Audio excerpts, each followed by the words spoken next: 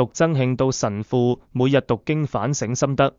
2025年11月14日於受造之美中遇見真主常年期32週5單數年，拜現代科技之賜，智慧型手機與電腦已成為我們觀察世界的延伸視覺。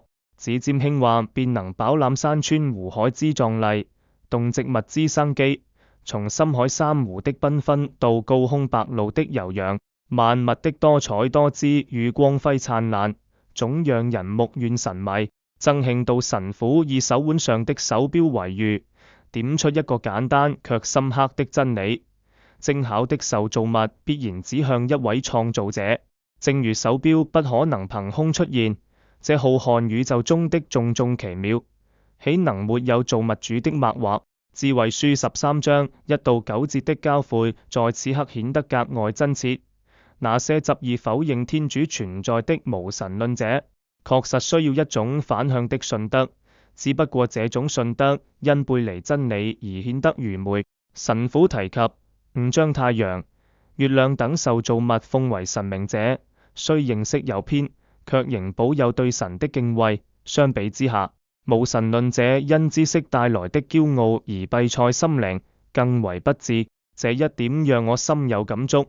知識本應是通向真理的橋樑，但若缺乏謙虛的態度，反而會成為自負的枷鎖。60年代蘇聯太空人在太空宣告找不到天主的故事，正是驕傲遮蔽視野的典型。他們以有限的科技手段尋覓無限的真主，卻忘記了天主的臨在並非肉眼可見，而是需要用心靈去體悟，用謙虛去承接。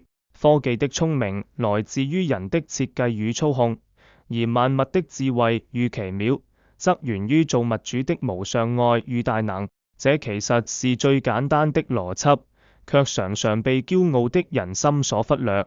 主耶穌在福音中提及人子再來的徵兆，而神父提醒我們，天主的徵兆早已彌漫在日常生活的萬事萬物中。高天陳述天主的光榮，穹蒼宣揚他手中的化工。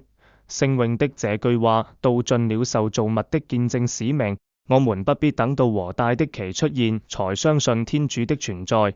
一朵花的綻放，一陣風的輕拂，一顆星的閃耀，都是天主的手跡。甚至科技帶來的種種便利，讓我們能跨越距離看見世界的美好。這本身也是天主恩寵的彰顯。關鍵在於我們是否願意睜開心目，以謙虛的態度去觀察、去體用。在這個資訊爆炸、科技萬能的時代，人們容易迷戀於人類自身的成就，卻忘記了我們只是受造物的一份子。曾神父的反省提醒我們，真正的智慧並非來自知識的堆砌，而是來自對造物主的敬畏與順服。